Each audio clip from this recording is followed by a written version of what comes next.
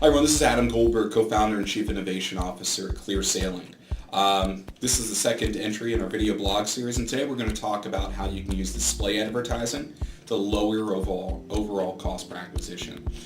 There's been a lot of research done by this, particularly by the search engines, which can make it a little hard for some of us to believe. Obviously the search engines are going to put out information that says, yes, buy more of my advertising because it's going to make other ads more effective. Well, there was another study done recently by iProspect, which validated that as well. And it says that basically those that run display in combination with search will increase conversions. And one of their reasonings for that is that people buy from brands in which they're familiar with, and banner and display advertising just help to breed familiarity. They also showed of the people that go on and click or respond to a banner ad, the actions that they're likely to take. And one of the most popular actions after seeing a display advertisement is to go ahead and do a search. Well, we at ClearSaleing have been tracking the relationship between all forms of advertising for a few years now. Specifically, we've also looked at display's relationship to search among other vehicles. And one of the things that we discovered is that after people do see a display ad, they do very often search, as the iProspect article or research says that they do.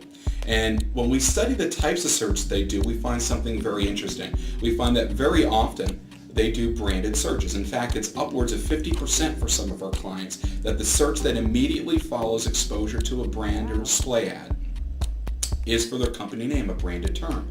And what's nice about that is that your branded terms are your very cheap keywords. You either have no competition bidding on them if you have the trademark protection, and even if you don't, given that it's your brand, it should be very hard for your competition to force your price on those keywords to be quite high.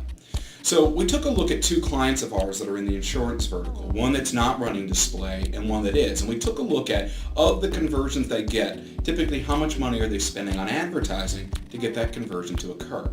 So when we look at the client that's not running any display, and we look at the way that people typically buy auto insurance, they start looking for auto insurance and click on our client's ad. It's a very, very expensive keyword. You're looking at anywhere from $15 to $30+ per click. They often don't buy or convert after just that first click. It generally requires a path of 2 ads, sometimes 3, sometimes even more. And with each subsequent click, we're adding another $15, $30 to the cost to acquire that customer. So when we look at their average cost per path that is closed, we're looking at roughly a $30 to $60 cost, for anywhere from 1 to 3 ads being utilized to get that person to finally convert and get the policy that they want. Now, when we compare another client of ours that's in the insurance space that is running display, when we look at those display paths that then lead to search, which very often, as I said, lead to brand, which it certainly does in their case, the cost of a display ad is fractions of a penny. The cost of a click on their brand is less than 25 cents. So we're talking a difference here of 25 cents and some odd change of a cost to acquire for the customer that's running display versus a $30 to $60 path cost for those that are not. So the message here is that by using display advertising, you'll do what iProspect and the search engines say. You'll increase your conversions. You'll increase the familiarity that people have with your brand. But perhaps most important is the cost to acquire those customers goes way, way down because the cost of a banner is just fractions of a penny and your branded ads are amongst the cheapest you have. I'm Adam Goldberg from ClearSaleing. I hope this was a valuable lesson. Look forward to talking to you next.